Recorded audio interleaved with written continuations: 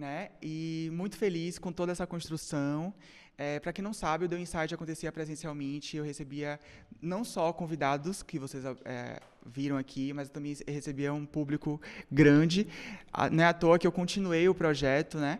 E a ideia é justamente essa, levar experiências, vivências para todo mundo, né? A gente vê que por trás disso aqui tudo, tem pessoas também que colaboram, acreditam no projeto. E queria, já aproveitando isso, né, aproveitando isso e aproveitar, enfim, para vocês curtirem, comentarem, compartilhar isso, porque não valoriza só o meu trabalho, não valoriza o trabalho dos profissionais que vão estar aqui falando um pouco, né, sobre o trabalho, mas toda essa equipe que está por trás tem uma parte aqui, outra parte, né, que está online, me ajudando muito. E é isso. E para começar, né, esse último episódio e fechar com chave de ouro, estou aqui com convidados queridíssimos, né, Joaquim Taglipietra, né, ele que é artista, um dos criadores do Universo Paul, um espaço que há 8 anos explora a forma de viver e habitar na floresta, buscando gerar um impacto positivo no entorno, né, com experiências em bioconstrução, tratamento das águas, reciclagem, preservação e educação ambiental. Estou com Pedro Alban, ele é artista visual, arquiteto baiano, faz parte do coletivo Moraria, ele até veio aí com a camisa para representar essa galera massa do Moraria 53. O único projeto no Nordeste selecionado para expor na 12ª edição da Bienal Internacional, né, de São Paulo, não é isso? Fundou atualmente Arquivo, junto com Natália Lessa, que também vai estar presente, se vocês vão saber já já, se dedica, né, a esse projeto de uma arquitetura com materiais de reuso, né, e sustentável.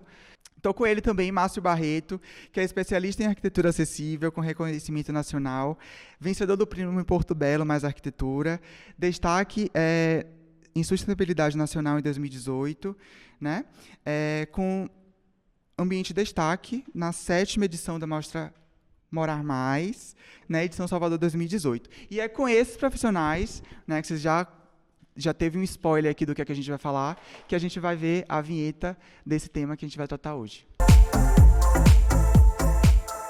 Estamos produzindo muito lixo? Como reaproveitá-los? Perguntas como essas ganham a vida a partir de 1970, quando o mundo começa a preocupar com o lixo, quando estudiosos despertaram interesse acerca dos problemas ambientais provocados por esses resíduos. Reciclagem. Essa palavra entra no vocabulário internacional no final da década de 80, quando se constatou que as fontes de petróleo e outras matérias-primas não renováveis estavam se esgotando. Estavam e estão. Mas quando falamos em reciclagem, o símbolo vem à nossa cabeça. E sabe quem o criou? Adivinha? Acertou se a resposta foi um arquiteto. Sim, o americano Gary D. Anderson é design gráfico e arquiteto. A inspiração não surgiu do nada. D. participou de projetos, contribuiu e ajudou a encorajar a reciclagem global. O lixo pode ser um propósito. Nós também podemos, e devemos, reduzir, reutilizar e reciclar. Diminuir os impactos ambientais e aumentar a qualidade de vida. E você, já parou para pensar nisso? Tudo começa com uma ideia, um sonho, um insight e uma atitude.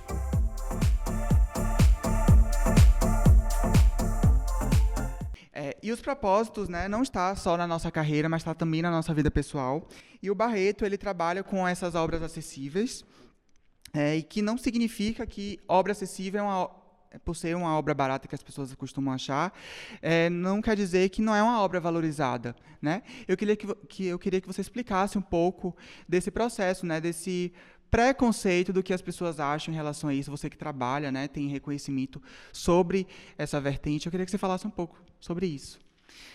Boa noite. Primeiramente, obrigado pelo convite, né? É sempre interessante, é sempre bom falar sobre arquitetura, falar sobre inovação, falar sobre uma forma diferente de se ver arquitetura e de se ver uma profissão que tem várias ramificações e várias formas de atuação, e que, na verdade, muitas vezes ou o profissional ou a própria sociedade limita isso como se fosse apenas uma apenas o lado estético, apenas o lado da beleza.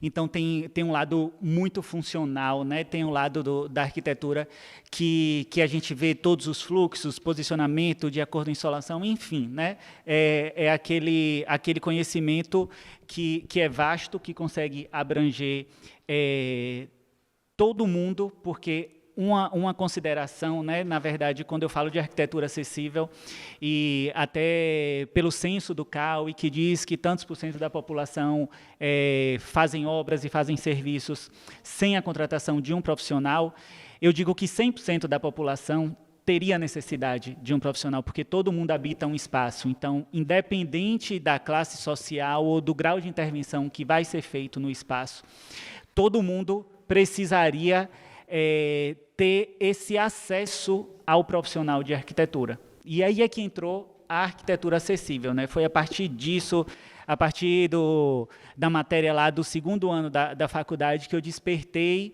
para esse interesse, onde eu, estudando os layouts, né? Para quem não sabe, quando a gente fala algum termo técnico, mas o layout é a disposição dos móveis dentro do espaço. Então, no momento que você vai estudar isso, você percebe que, possivelmente, as pessoas que mais têm necessidade desse serviço, né, que moram em espaços pequenos e precisam ali dentro todo o seu ciclo familiar, que muitas vezes não é só pai, mãe e 2 filhos, mas tem a avó que mora junto, tem a mãe, tem o enteado, tem a filha que fica grávida e precisa morar. Então, são espaços pequenos, reduzidos, e que nós sabemos que nós, arquitetos, conseguimos trabalhar para deixar esse espaço mais funcional.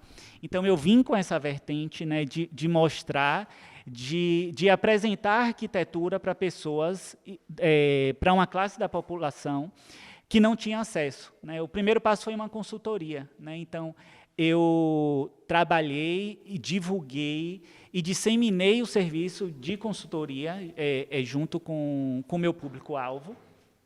E nisso, eu percebi que as pessoas começaram a ter um primeiro entendimento do que era o trabalho do arquiteto e o que a gente podia fazer por eles. E aí, dentro disso, foi desmembrando, e aí eu falo sobre arquitetura acessível, no sentido, arquitetura acessível não é simplesmente tentar reproduzir algo que você vê de alto padrão, algo belo, e você reproduzir com um valor inferior. Não, muito legal você falar isso. A arquitetura acessível, ela tem o seu estilo próprio, né?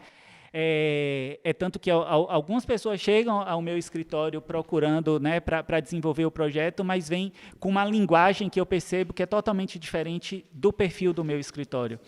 Então, não é por a gente falar de uma arquitetura acessível que a gente vai dar soluções de reprodução de algo do senso comum, né? O que é que hoje está usando, o que está na moda hoje, que está todo mundo usando, e a gente vai tentar reproduzir aquilo de uma forma mais barata. Não é isso. A arquitetura acessível é um estilo, é você aproveitar e usar do menos e fazer aquilo mais.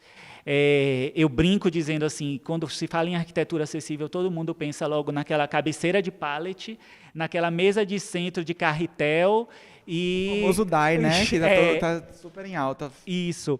E eu brinco dizendo que deram uma responsabilidade enorme, coitada, para o pallet, de que o pallet tem que virar tudo. O pallet tem que virar a cabeceira, tem que virar a mesa de centro, tem que virar guarda-roupa, enquanto a arquitetura acessível não é só isso. Sim. Também é isso, mas não é só isso.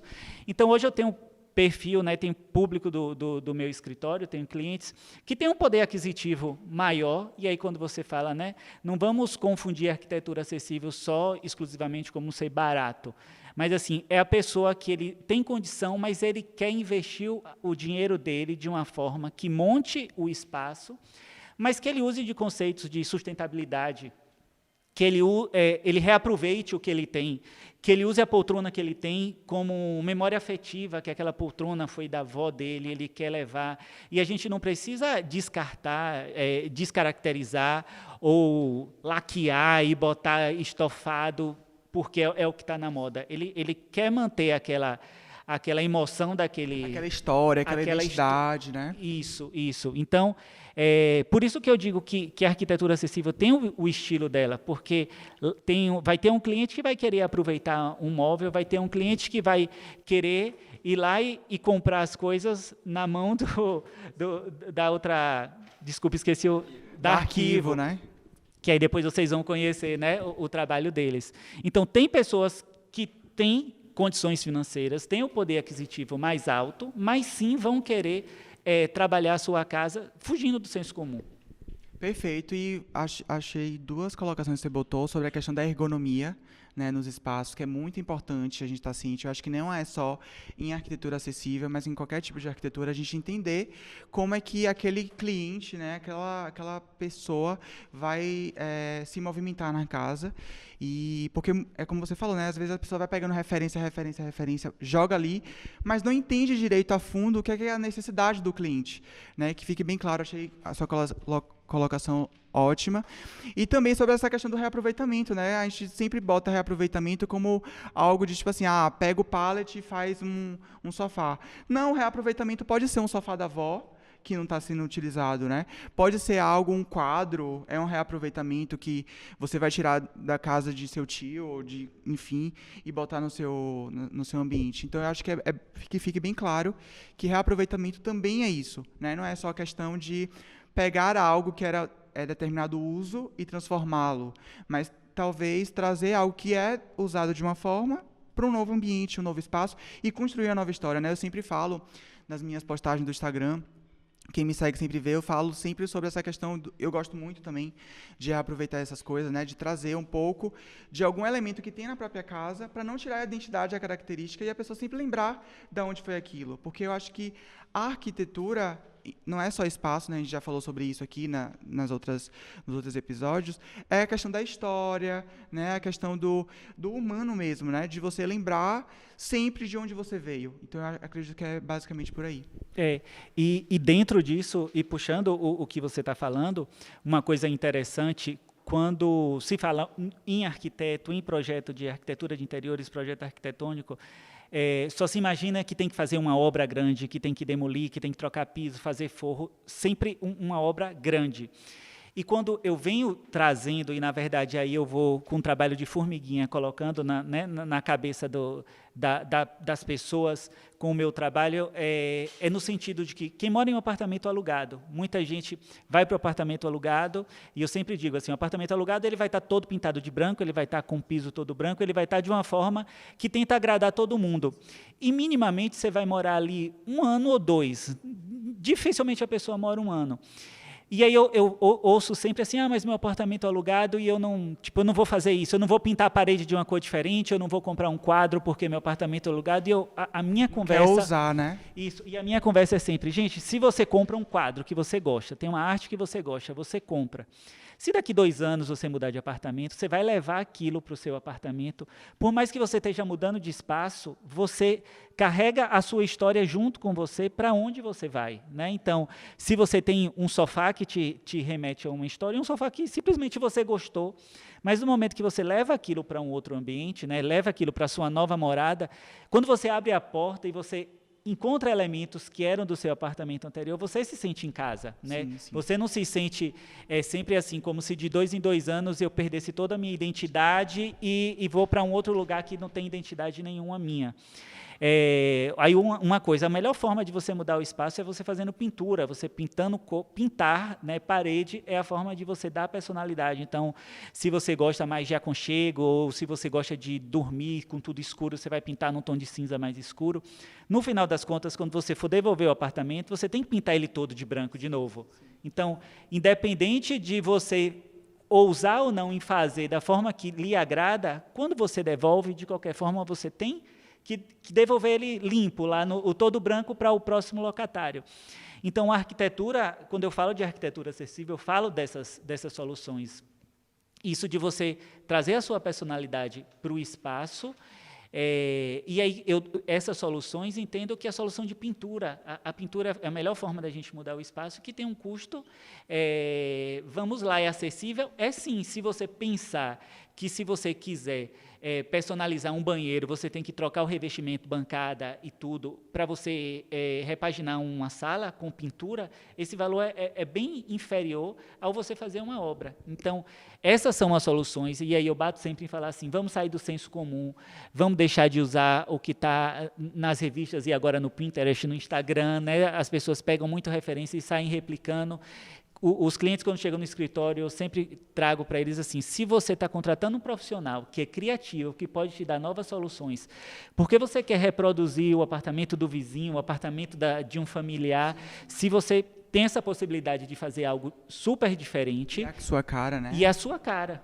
Perfeito. Eu acho que é incrível o que você falou aí. E a referência é válida, né? Eu acredito que o Barreto não quis dizer que a referência não é válida. A referência é válida. Inclusive, eu peço né? referências. Sim, né? que ajuda muito a guiar, mas é entender que aquele espaço não é o mesmo espaço. É usar como referência, de fato, e não isso. tentar copiar e achar que aquilo vai funcionar muito bem no seu ambiente. Alô, minha gente, sou eu, Rita Batista, mulher preta e comunicadora e uma garimpeira assumida no que diz respeito à vida. Eu acho que esse tema reaproveitamento e propósito que vocês debatem hoje e propuseram para que eu fale aqui tem tudo a ver comigo e com a minha trajetória, porque desde que eu me entendo por gente na minha casa era muito difícil jogar alguma coisa fora, até porque o fora não existe, a gente está sempre jogando dentro, né, do planeta que a gente vive, que a gente quer que a nossa descendência tenha, pelo menos é assim que eu acredito, tenha um melhor aproveitamento desse estado de coisas. Então, assim, móveis, eletrodomésticos, sempre, para mim, sempre teve conserto. E depois que eu comecei a me enveredar pelos antiquários e pelo reaproveitamento mesmo do material que eu já tinha, dando novas possibilidades de uso, inclusive, eu vi que é um caminho sem volta e ainda bem que eu tô nesse caminho. Um beijo. Barreto falou de Pedro, né, da Arquivo, e Pedro tem esse trabalho incrível também, que é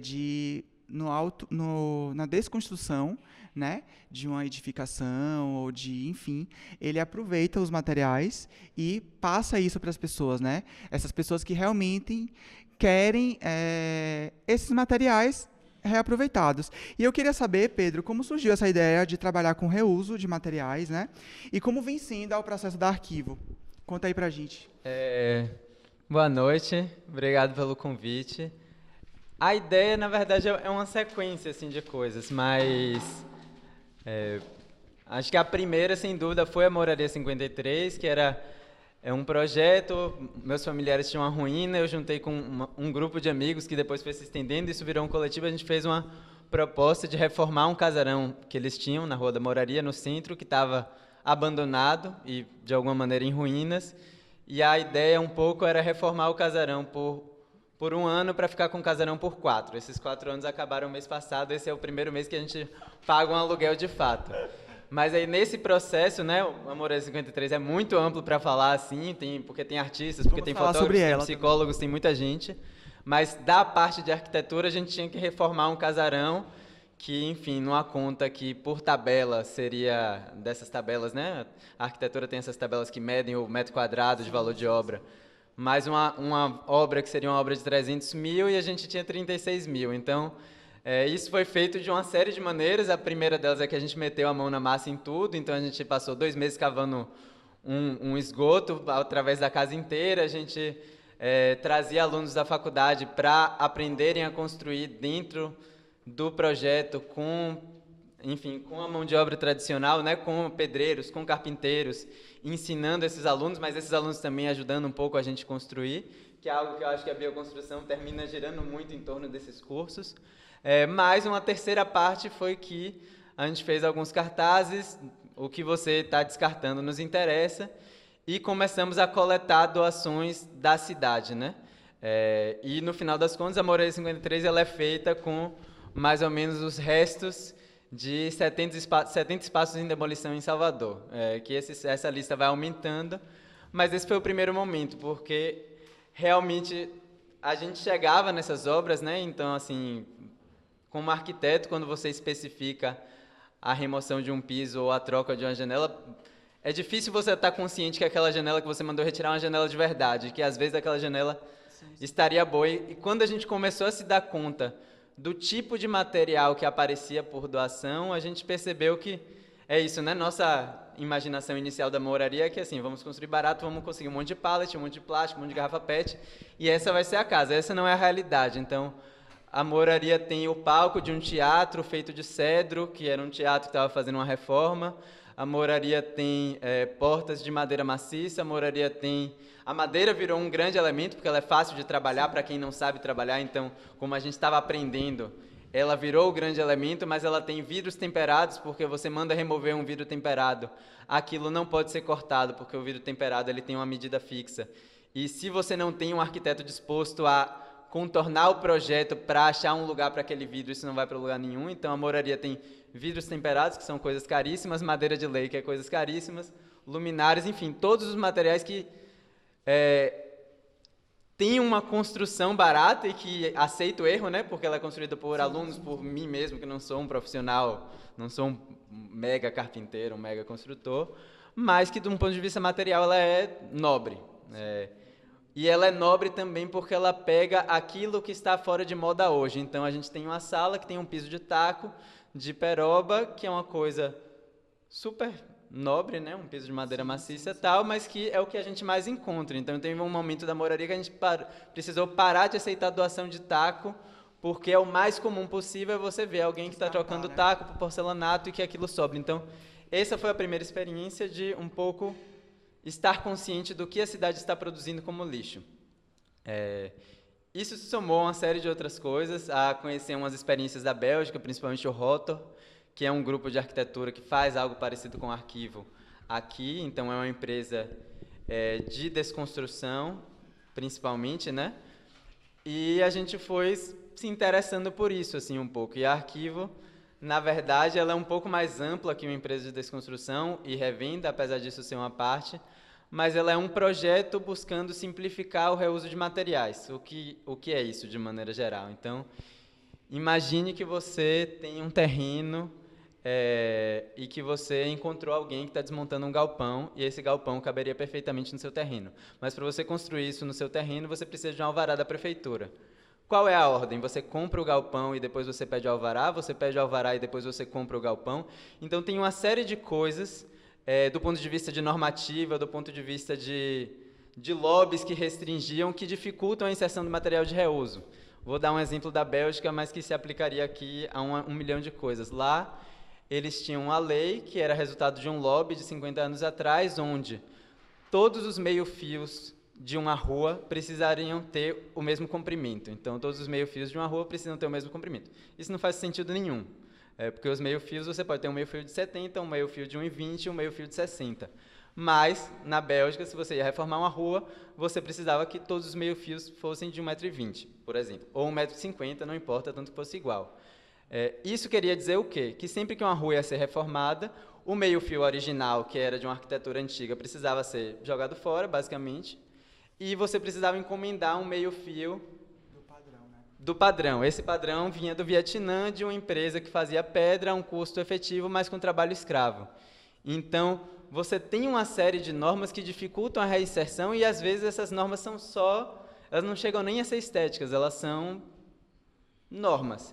E aí, nosso trabalho é realmente investigar, assim, um dos trabalhos é investigar tudo isso e descobrir o que faz sentido e o que não faz sentido. O outro é para arquitetos que precisam, por exemplo, uma coisa ou seja, já existem revendedores de reuso, né? Existem ferrovelhos, existe OLX, sim. Mas isso tudo para um projeto formal é muito complicado. Então, se eu preciso detalhar uma janela de 1,40 m por 1,50 m para entrar num projeto, mas a obra só vai começar daqui a 6 meses, eu preciso de um fornecedor que possa guardar essa janela para mim durante 6 meses. A OLX não faz isso. A OLX é aquela loucura, troca pro celular e tal. Sim. Então, assim, esse tipo de coisa o Arquivo pretende trabalhar com isso, né? Então, mais do que um fornecedor e a desmontagem de casas, que também é todo um trabalho, porque a gente está com a equipe, a gente está sendo treinado e a equipe está sendo treinada a desmontar uma construção, que é algo muito diferente de demolir uma casa, porque precisa de todo um cuidado. Mas tem esse outro lado de como fornecer materiais de reuso de maneira equivalente ao modo que materiais novos são fornecidos hoje. Assim, esse é o geral da Arquivo, mas que vai um pouco para políticas públicas, um pouco para discutir normativa, um pouco para desmontar a casa, um pouco para revender coisas, assim. Perfeito, e eu acho que é importante também esse projeto, né, da Arquivo, e porque faz refletir os profissionais de arquitetura, né? Para onde está indo? Eu até fiz uma postagem recentemente. Para onde está indo esse lixo, né? Lixo. Para onde está indo essas coisas descartadas? Para até para o próprio arquiteto levar para o seu cliente, porque é uma junção disso tudo, né? O cliente precisa saber também para onde está indo aquilo que não vai ser mais utilizado, aquilo que ele não quer, porque eu acho que é uma cadeia, né? Se a gente profissional entende que a gente pode diminuir os impactos, a gente passando isso para o cliente, ele também vai entender na questão do impacto relacionado à ambiência dele no espaço, né, tipo, em relação ao lixo que ele joga, enfim, e isso tudo vai se construindo. E você falou de bioconstrução, né, eu estou linkando aqui as coisas, eu estou amando que eles estão puxando já para o que eu vou falar. Joaquim, né, está aqui hoje, ele tem um projeto incrível, que acho que todo mundo deveria conhecer, e, inclusive, eu conheci através de Orlando Barros, que é um amigo arquiteto queridíssimo, que já fez parte do The Insight várias vezes. Ele foi lá, postou, e aí eu acabei conhecendo, eu falei, não, vou ter que ir na raiz, saber mais desse projeto, e Joaquim está aqui hoje para falar um pouco sobre isso. E eu queria saber, Joaquim, como foi, como que surgiu isso, né? Você levou bambus, vou falar assim no modo grosseiro, levou bambu para Morro de São Paulo, gente. E se vocês olharem a estrutura, é impecável. Eu queria que você falasse um pouco sobre quanto tempo durou, né, essa reforma e eu até falando com os meninos aqui nos bastidores, é hostel, é hotel. Eu queria que você explicasse um pouco desse processo, né? E também é todo em bambu? Conta aí pra gente. Ótimo, obrigado, Rafael. Hola, boa noite aí, pessoal. Então, a ideia do bambu surgiu basicamente estando aqui no local e estudando o terreno, estudando a área e observando quais eram as possibilidades construtivas na Bahia, digamos, na região que a gente estava. Quando chegamos aqui, dentro de uma reserva ecológica que a gente criou, digamos assim, né, para preservar junto a mata, diseñamos, ficamos aquí primero simplemente viviendo en barracas, observando cómo mudaba a natureza, ¿no? Cuáles eran los procesos, qué era lo que acontecía. Y dentro de de esa vivencia, comenzamos a estudiar los procesos constructivos que tienen aquí en la isla. Entonces vimos que se utilizaba mucho eucalipto, mucho coqueiro, adobe, taipa, que es la construcción, ¿no? Bioconstrucción más nativa mismo. Y subimos que en la región aquí perto tenía una fazenda de bambú con un grupo de especialistas que trabajaban o material y sabían o respeto. Nós já tínhamos mexido com madeira, carpinteria, mas nunca exclusivamente com bambu, né? E achamos bem curioso o material. Já dá para ver que é diferente de outras madeiras e que tem uma nobleza, por decirlo de alguma forma. Então a gente foi atrás dessa fazenda, foi a procurar o material, foi a ver alguma construção que já tinha sido feita, e aí hablando com os carpinteros, com engenheiros que já tinham trabalhado com o material, a gente viu que daba certo mismo. Entonces,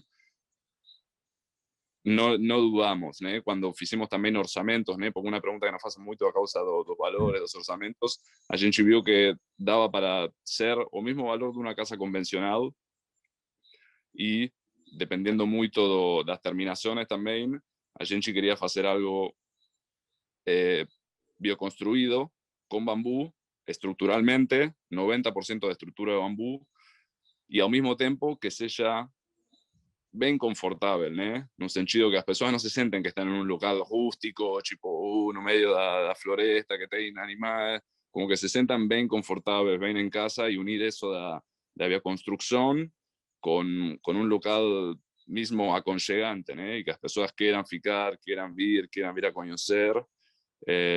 Então, essa foi a proposta do começo, né? E viver desse jeito, mais alinhado com a natureza, de uma forma mais simples, mais tranquila, utilizar mais o corpo e também entender de onde é que vêm nossos recursos e para onde vão.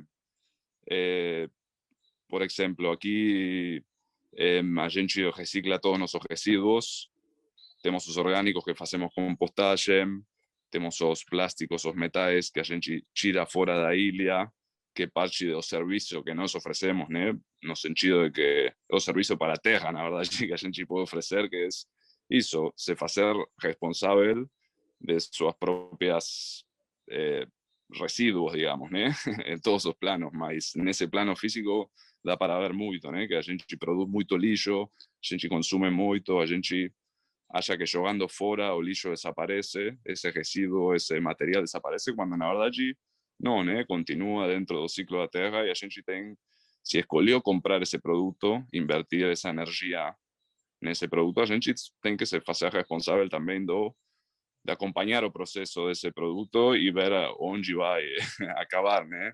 Então tem muito a ver com isso o projeto, né? De viver junto a outras pessoas que tenham essas crenças e esses valores de se fazer responsável de suas escolhas, basicamente. Mas, tipo, a gente entende também que é um processo e que a gente estamos trabalhando nisso, tudo nós. Incrível, incrível. Eu vi por foto, né? E realmente demonstra isso que você falou mesmo, esse aconchego. É algo que, até para quem não gosta muito tem gente que não gosta de trilha, né? Essas coisas de trilha, de estar dentro da natureza. Então, não parece isso, como ele havia falado. E eu achei interessante também a proposta, né? Você vai para um... É isso que eu ia te perguntar. É um hostel, é um hotel ou é um universo? Você não quer intitular como nada? É um universo, né? Vamos falar que é um universo.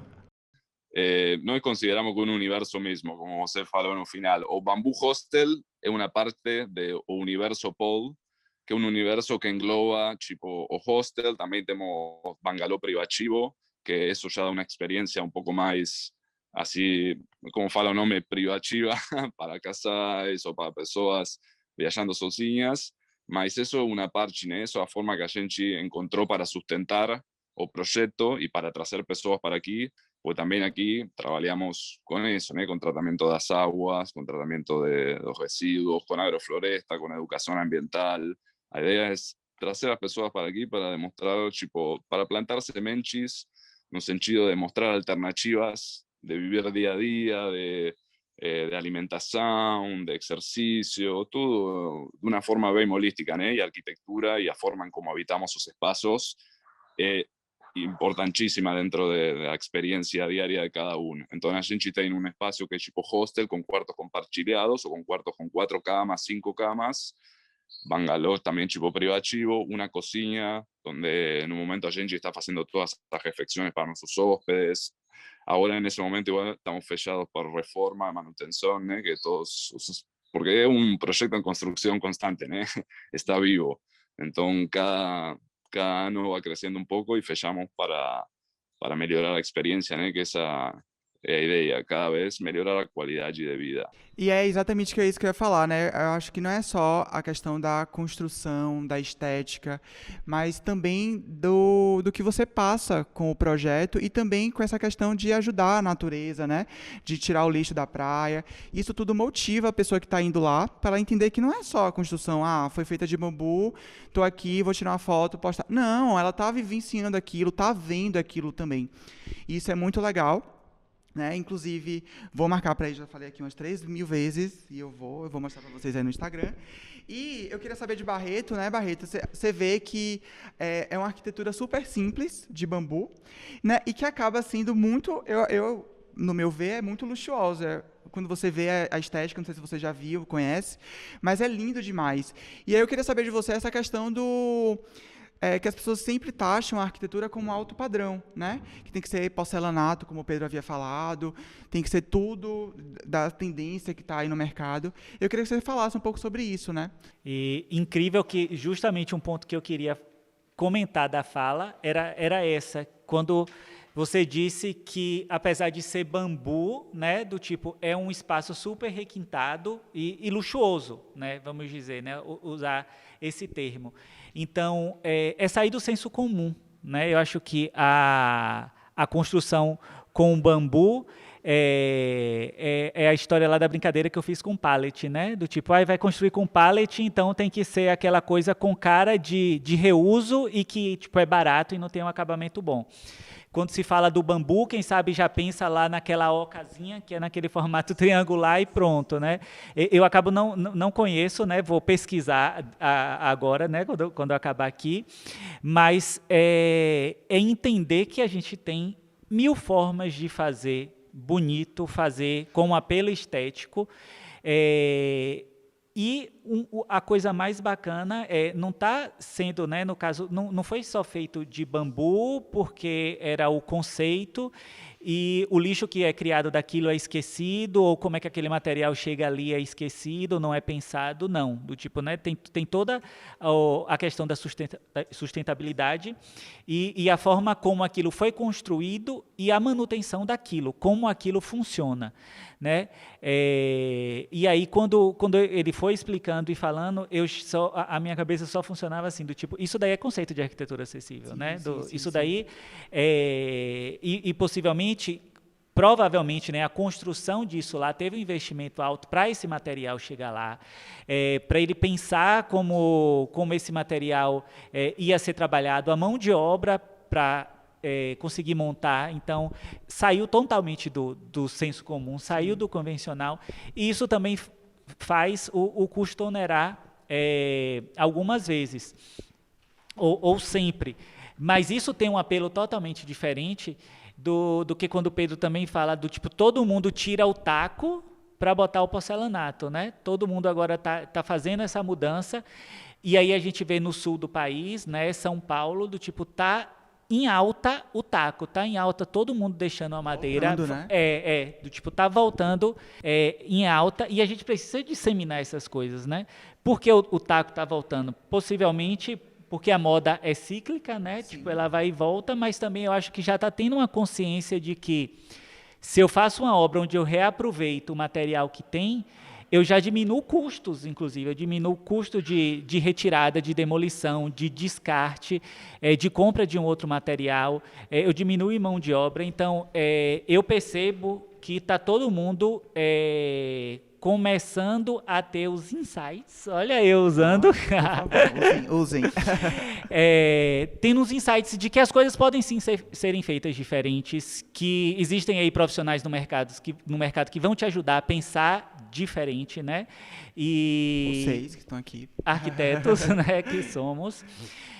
Então eu acho muito interessante, na verdade, tudo que sai do senso comum. A conversa que a gente está tendo hoje aqui, quando fala da Bélgica, quando fala do bambu, quando me faz ter vontade de estudar, né, de pesquisar, de ter mais informações sobre essas coisas, porque como eu estou atuando e dentro de um escritório 24 horas e trabalhando em obra, em desenvolvimento de projetos, às vezes você fica tão ocupado na sua rotina que você não consegue ter um momento de ter um clique para pensar diferente, e eu acho que isso aqui está servindo muito para mim, isso, né? Eu vou sair com a cabeça assim, pensando que eu estou tentando sair do senso comum e tem outras pessoas, muitas fazendo outras coisas super interessantes. Isso. Ah, que legal ouvir isso. Motivo, na verdade, o projeto é exatamente para isso, né? Para vocês também conhecerem outros profissionais, né? Trocar esses insights, como você já havia falado também. E você falou da questão do taco. Eu acho que o taco também, dessa questão da tendência, moda, enfim, que sempre vai e volta. E também eu acredito, Pedro pode até falar isso com mais clareza, né? Mais afirmação, tirando clareza, afirmação, sobre a questão do lixo também na retirada do taco é menor, né? Quando você tem um piso, você quebra, acaba gerando muito mais lixo. O taco não. O taco são peças que acabam que você pode reaproveitar. Então eu acredito, se eu estiver errado, você pode até intervir sobre isso. Então eu acho que não é só a questão da tendência que você citou, mas também de todo mundo querendo uma obra mais limpa, uma obra mais rápida, uma obra que não quero mais. Tem a questão do piso vinílico, né, que já é uma tendência mais atual. E é basicamente isso. E vocês falaram sobre essa questão, né? O Joaquim, que ele não é da área de arquitetura, ele é, como eu falei, ele é artista visual, trabalha com isso, né? Com essa parte das artes também. Mas ele teve profissionais, né? Ele falou de engenheiro, carpinteiro. Pedro também trabalha, falou sobre isso.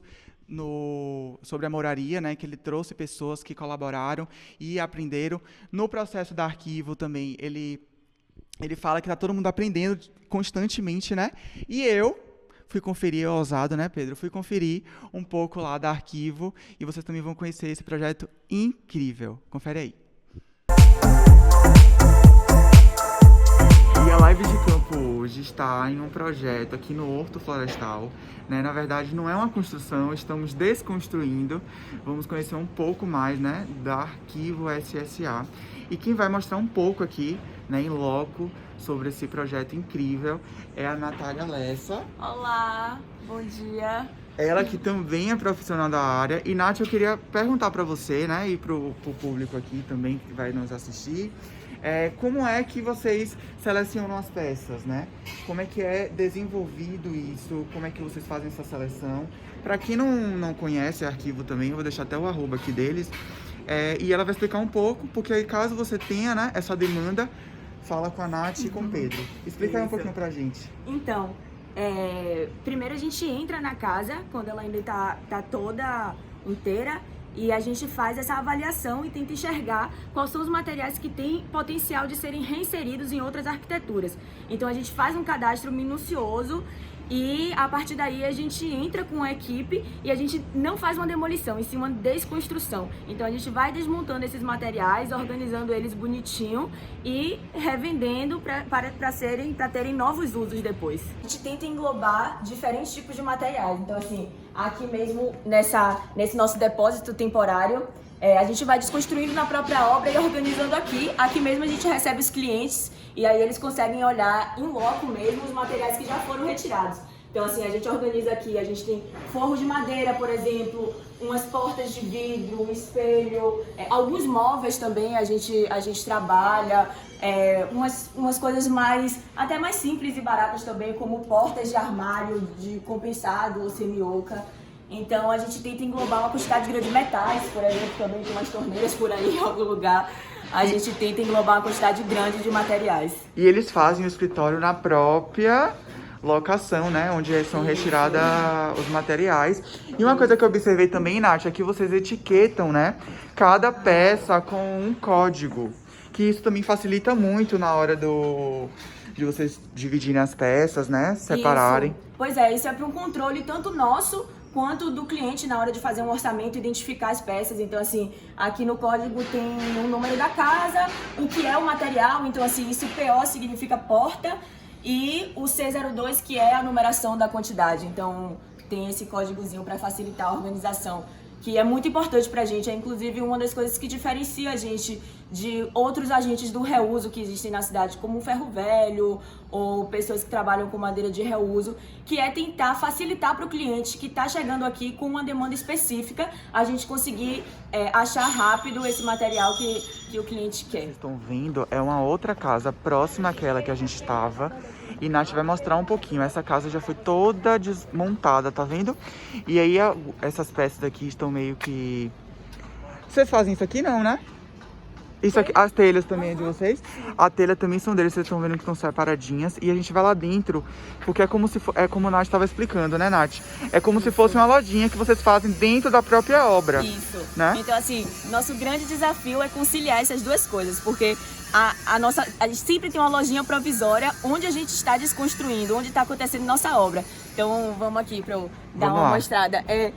É isso, né? É um intermediário entre a bagunça de obra, que assim é inevitável muitas vezes, com o máximo que a gente consegue organizar para receber os clientes. Para receber o cliente, perfeito. Vamos lá ver. Pronto, então aqui dá para ver que a gente faz essa categorização, bota as janelas bonitinhas do mesmo tipo juntas, de um jeito que o cliente chegue aqui e consiga ter uma visão geral, assim, das madeiras, do que tem, das esquadrias. Lá fora ficam as madeiras, madeiramento de telhado, que já é mais ok de molhar. Então, assim, a gente vai fazendo em cada obra a nossa lojinha improvisada.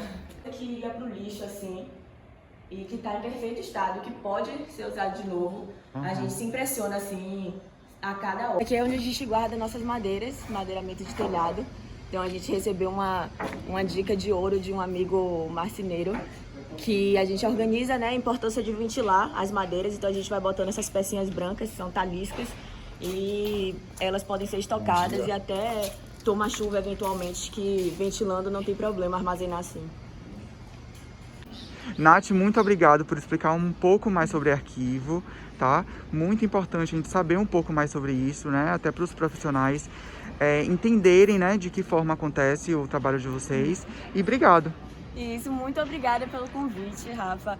E é isso, e a Arquivo também faz um convite a gente repensar para onde vai nosso entulho de obra, o que é que a gente vai fazer com os materiais. Então, assim, nos tempos de hoje é urgente uma preocupação maior com o meio ambiente, com a sustentabilidade e para onde vai nosso lixo. Então, assim, é um pouco isso a mensagem da Arquivo, que a Arquivo tenta passar para o ramo de construção e arquitetura. É isso, galera. Até mais. A Nath apresentou aí de uma forma tão legal de aprender, né? Foi muito bom eu ter estado com ela. Pedro também apareceu. Vocês, um pouco lá também, ele estava atendendo até um cliente na hora. E eu queria saber primeiro eu queria saber dessa colaboração com a Nath, né? Como foi esse encontro, que é uma queridíssima também. E qual o propósito, né, que você vê que a Arquivo e a Moraria, que ambas fazem parte desse mesmo contexto, te leva, e o que é que faz levar também para as pessoas, né? Para você e para as pessoas que conhecem o projeto aí.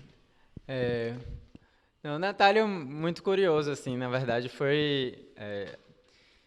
todo o processo da Moraria, ele foi a primeira experiência com a coisa que, de alguma maneira, dá conhecimento para a gente dar segurança a certas coisas, né? Porque a gente já tentou falar, ou seja, que você pode reinstalar um piso de taco, para você vender um piso de taco e dizer que a pessoa pode reinstalar, se você já tiver feito isso você mesmo, isso dá um norte, né? E lá a gente teve uma experiência mais ampla com reaproveitamento, que de alguma maneira é o lastro da Arquivo, assim, como experimento. Mas, enfim, a Moraria 53 é um grupo de artistas, psicólogos, fotógrafos. Não tinha ninguém que tivesse interesse em mergulhar nesse campo do reaproveitamento mais especificamente, né? Tem até outros arquitetos, mas que têm escritórios de projeto. Na Arquivo a gente não faz projeto, a gente só colabora com arquitetos em projetos conjuntos, mas nunca assinamos projetos, não é um objetivo. E Natália começou comigo na Moraria, a gente já conhece a Natália há muito tempo, mas lá a gente teve alguns experimentos. E terminou que essa coisa da pandemia, todo mundo um pouco parado, foi o momento de dizer, vamos se juntar, né? Tem isso aqui, vamos tentar fazer, vamos. E a gente começou um pouco assim. E a Arquivo, ela é muito, tanto a Arquivo como o 53 são muito movidos por ocasião, assim. Então, tudo depende do que está acontecendo, né? Então, eu bati o carro, tive que ir na oficina, entreguei meu cartão para a oficina, o cara da oficina me disse que estava com um terreno que iria ser demolido, e nesse terreno tinha um chalé de madeira que estava com 2 meses de dias contados, né?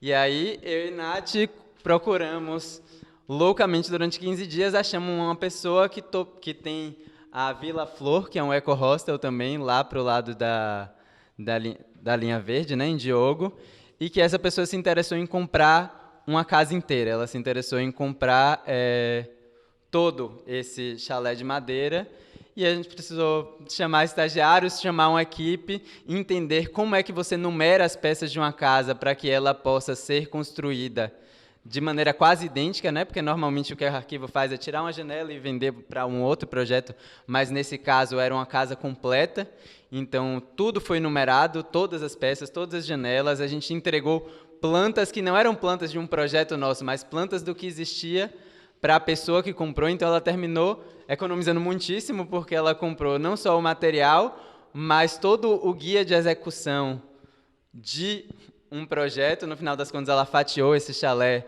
para fazer uma série de bangalôs. Então, na verdade, a execução foi um pouco diferente do do original, mas que é uma coisa super interessante, e esse foi um aprendizado, assim. Então, tudo depende um pouco do que surge. O reuso tem isso um pouco, né? E talvez das coisas que mova arquivo seja sempre tentar quebrar essa ideia do que é o reuso. Então, no primeiro edifício que a gente desmontou, a gente tinha uma escada toda de granito, e que, teoricamente, seria uma coisa não desmontável, mas a gente foi com a talhadeira e percebeu que, com cuidado, a gente conseguiria desmontar. 4 andares de escada com peças de 1,50 m por 30 centímetros de granito preto, uma coisa incrível. E aí a gente leva isso da arquivo para a Moraria 53 e a gente construiu uma cozinha toda trabalhada no granito preto. O teto dessa cozinha são vidros temperados que a gente tirou da galeria desse edifício.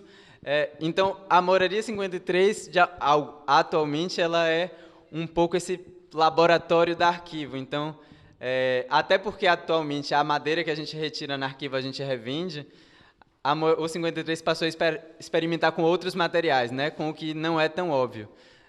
E eu acho que isso é o que me move, eu acho que também é um pouco o que move Nath, que é sempre dar um passo a mais, né? Então, nessa casa atual que a gente está desmontando, tem janelas de alumínio, que a gente nunca tinha desmontado. Então, como é que se desmonta uma janela de alumínio? Que tipo de projeto pode receber uma janela de alumínio? Então, se você ver o Instagram da Arquivo, você vai ver que tem muita coisa de madeira, mas eu acho que o que move a gente é cada vez mais outros materiais e mostrar que o reuso não é necessariamente uma coisa que tem uma estética específica, que tem um jeito específico de ser feito, que isso pode abranger todo material, pode abranger todo tipo de custo também, não necessariamente precisa ser uma coisa econômica, porque, na verdade, o que a gente prega muito mais é uma mudança de gastos, você gastar menos com material e gastar mais com mão de obra, porque é o que, nesse conceito de economia circular, então, o taco é uma coisa trabalhosa de se executar, é uma coisa, o lixamento, todo o encaixe, não é uma paginação normal, mas é uma coisa que vale a pena, que você pode comprar um taco barato, o material, e gastar dinheiro naquela mão de obra. Então, apesar de arquivo, o que banca arquivo seja a venda de material, o que a gente prega é que, na verdade, as pessoas sejam econômicas e comprem com a gente num valor mais barato para gastar mais com mão de obra, com profissionais, injetem dinheiro em trabalho, né? E não em extração de material no Paral, última coisa, sim, por favor, que eu acho que isso tem um outro gancho, que é discutir como se constrói hoje, né? Então, assim, a gente agora está desmontando casas dos anos 70 que tem um piso de bege Bahia e que eu consigo tirar esse piso, porque naquela época isso era assentado com argamassa de cimento e areia. Sim. Atualmente eu tenho uma argamassa C3, que é hiperresistente, que se vende como hiperresistente, como se isso fosse uma coisa boa, porque não é. E o conjunto construído de hoje em dia, o que está sendo construído em 2020, ele vai ser muito menos desmontável do que o que foi construído em 1970. Na Moraria, que foi construída em 1920, a gente desmontou os tijolos para fazer novas paredes, porque aquilo estava sendo construído com argamassa de cal. Então, também entender como o que eu construo agora com materiais novos pode ser desmontado no futuro. Não entender essa arquitetura como uma coisa eterna, né? Isso também é uma das coisas que move. Legal, você falou de pensei em várias coisas. Você falou dessa questão da argamassa, né? Eu estava com um projeto aí que tem mais de 50 anos o apartamento, e eu sempre gosto de pegar alguma coisa do apartamento para guardar de recordação mesmo. Tenho esse apego, né? Trabalho com cenografia, meu povo. Isso tudo aqui depois vai ficar, né? A gente fica apegado às coisas. E na hora que o mestre de obra foi tirar esse piso, não saiu nada inteirinho, né? Por conta disso, dessa questão de como era instalado esses revestimentos. E também você citou a Moraria 53. A primeira vez que eu tive na Moraria foi em 2019, se eu não me engano, que a gente até conversou aqui, né, sobre essa questão de levar o projeto até para lá, para as pessoas entenderem essa questão, né, de usar um espaço para testar, né, para experimentar, porque eu acho que isso é muito rico da gente profissional. Tudo bem que a gente, né, a gente que vai construir, né, meter a mão na massa, a gente idealiza, faz planta, vai na obra, confere junto com o mestre de obra, engenheiro, o pedreiro, seja ele quem for, mas a gente entender também como é que conduz aquilo é importante, né, para a gente ter esse conhecimento. Então, Moraria 53 também tem um trabalho maravilhoso. E a gente falou também sobre a questão dos impactos, né? Eu queria saber de Joaquim, ele que vem aí com essa consciência, né, de transformar, né, de pegar esse espaço no meio da floresta, como ele citou, e transformar num lugar que as pessoas possam ir, e também, como é que eu posso dizer, ser influenciado, né, de uma forma positiva, de como se conduzir na sua vida também. Eu queria saber sobre essa questão dos impactos, né, Joaquim? A gente vê que tudo que está acontecendo, na verdade, tudo é uma cadeia, né? Qualquer coisa que a gente faça, seja presencial, virtual, seja nas nossas ações, tudo isso impacta num contexto, né? E eu queria saber, você que trabalha com isso, já tem uma visão, diria assim, tem um amadurecimento mais para essa área que é tão falada e que a gente resiste tanto em tocar nela, né, há muito tempo. Está melhorando, como várias coisas estão melhorando, mas ainda falta muito. Eu queria que você falasse um pouco sobre isso, né, de como você vê daqui para frente em relação dessa consciência e em relação à diminuição desses impactos. E aqui eu acredito que a gente tem que observar mais e fazer menos, de alguma forma. Valorizar o que temos, o que a natureza já dá, que a gente chegou no mundo graças a eso, a ese nível, graças a agua, o ar. Entonces son recursos realmente valiosos y necesarios, sino que a gente no consigue vivir una vida de qualidade. Entonces, primero observar qué acciones estamos haciendo que impactan directamente a esos recursos. Por ejemplo, a agua que a gente utiliza nas descargas dos vasos, para onde va aquela agua, cómo es tratada. Por ejemplo, aquí tenemos todos sistemas de biodigestores que tratan las aguas y pasa por diferentes filtros hasta acabar en una compostera, básicamente en un canteiro con diversas plantas que se nutren a través de eso. Entonces, ese tipo de transformación, de transformar los residuos orgánicos nosos en un material nutritivo para otra especie, para otro ser, y ahí enriquecer el ciclo, de alguna forma. Y no jogar agua suya directo en un río, que eso no va a enriquecer el ciclo, eso va a poluir y va a afectar directamente nuestra calidad de vida y a de todos los seres, ¿no?, que habitan aquí conosco, porque a gente morando aquí en la naturaleza se da cuenta que no somos una pesa más de una naturaleza tipo infinita, que tem muchas especies conviviendo y todas esas especies generan un equilibrio, un balance y son importantes, desde las bacterias que están en la tierra hasta los micos, hasta los pájaros que plantan florestas enteras, los morceos. Entonces, a gente tem que observar más para salir un poco de observarnos a nosotros para adentro, pero también observar tipo, realmente cuáles son nuestras interacciones, cómo son nuestros vínculos con las otras especies y la naturaleza mismo, ¿eh? Y ahí a gente de a poco va desvelando cómo mejorar nuestra calidad de vida, basicamente, y a de todos alrededor, en consecuencia. Sim, perfeito.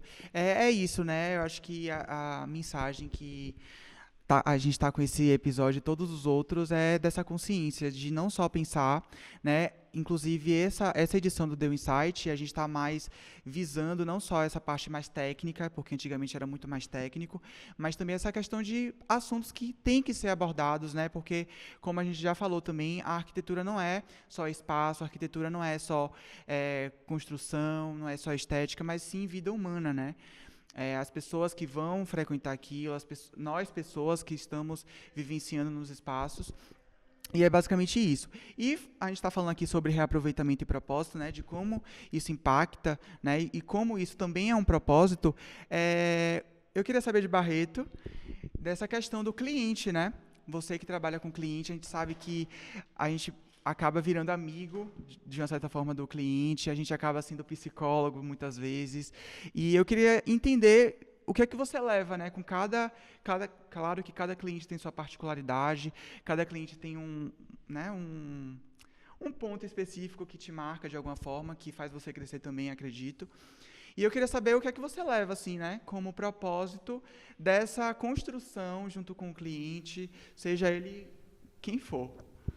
É interessante e você falar isso, né, da relação com o cliente e por conta do meu escritório, né, trabalhar com arquitetura acessível e aí uma das coisas que inclusive eu não puxei da arquitetura acessível, mas assim, a gente lá no escritório faz de projeto desde só um banheiro ou só o quarto do filhinho que vai nascer, né?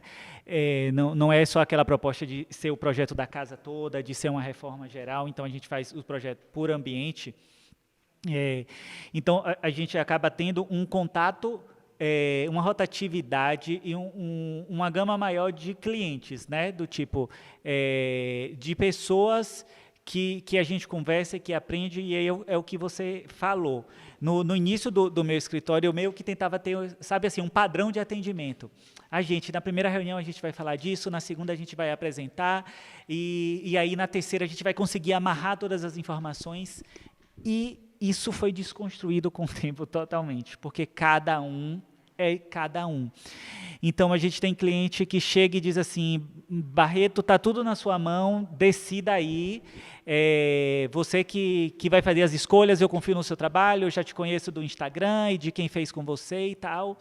E aí eu estou com a última cliente que ela contratou o projeto, ela, vamos dizer, deixou a parte de criação toda na mão, e aí quando foi para a execução de obra, ela contratou uma empresa para executar, então ela está ali com toda a assessoria para não precisar, vamos dizer, resolver nada, mas ela disse, eu quero participar de tudo.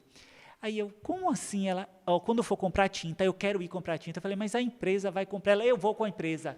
Eu quero participar, eu não quero chegar na minha casa e parecer que eu estou chegando em um quarto de hotel, que eu estou chegando em uma casa. Eu quero participar. Então, na hora que for comprar tinta, eu falei, mas já está definido aqui em projeto, a gente já viu no catálogo, mas eu quero ir na loja. Eu quero ir na loja comprar o vaso, eu quero... E aí aquilo desconstruiu assim em mim, porque como cada um tem uma necessidade, né? E aí a gente... tem a ideia assim, cada um tem a necessidade do uso, porque uma família é composta por 4 pessoas, aí a outra é 5. Não, cada um tem uma forma de se relacionar até com o serviço. E aí, eu que sou muito cartesiano, né, do tipo, eu quero, vamos seguir aqui essa sequência, a sequência de detalhamento é essa, o primeiro construtivo, depois... E aí isso foi desconstruindo, e Barreto foi mudando, e Barreto foi do tipo entendendo que as pessoas são muito diferentes, né? Que trabalhar com serviço que você vai ter contato com muita gente, você não vai conseguir botar todo mundo na mesma caixinha, na mesma bolha, e que o serviço, de uma forma que você vai apresentar uma pessoa, é muito bom, mas se você replica aquilo para outro, já não é, e aí você tem que se ajustar. Então, o que eu falo que eles todos deixam, né, comigo, é justamente isso, eu entender que eu tenho que, não é que me moldar, mas que eu tenho que aprender que cada um vai ter uma necessidade diferente. E que essa necessidade diferente é muito mais do que a necessidade do uso do espaço, mas assim, de realização. A gente trabalha com sonho, eu bato o tempo todo, né? A pessoa vai reformar a casa, é uma mudança, é um filho que está nascendo, tudo é a realização de um sonho.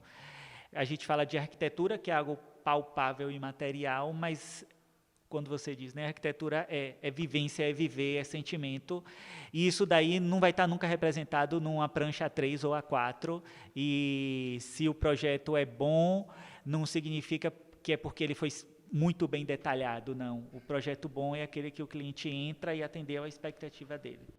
Perfeito. É como a gente também vem falando aqui nos outros episódios, né, das questões das diferenças, da gente respeitar as diferenças. E a gente, profissional de arquitetura, a gente acaba também tendo esse olhar, né, mais delicado às pessoas mesmo, né? Porque a gente sabe, como você falou, cada um é cada um, cada pessoa tem uma forma de pensar, uma forma de querer algo, né?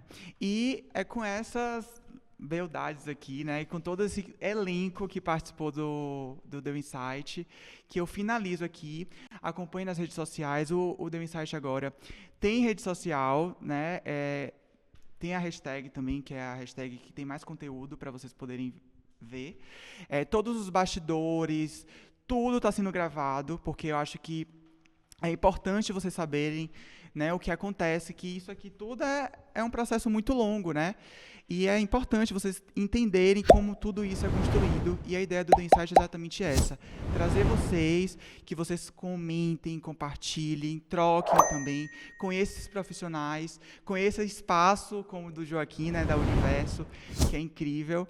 E como o slogan do projeto, eu iniciei com o slogan do projeto e vou finalizar com o slogan do projeto, que é: não joga essa ideia fora, não joga esses conhecimentos fora, não joga essas vivências fora.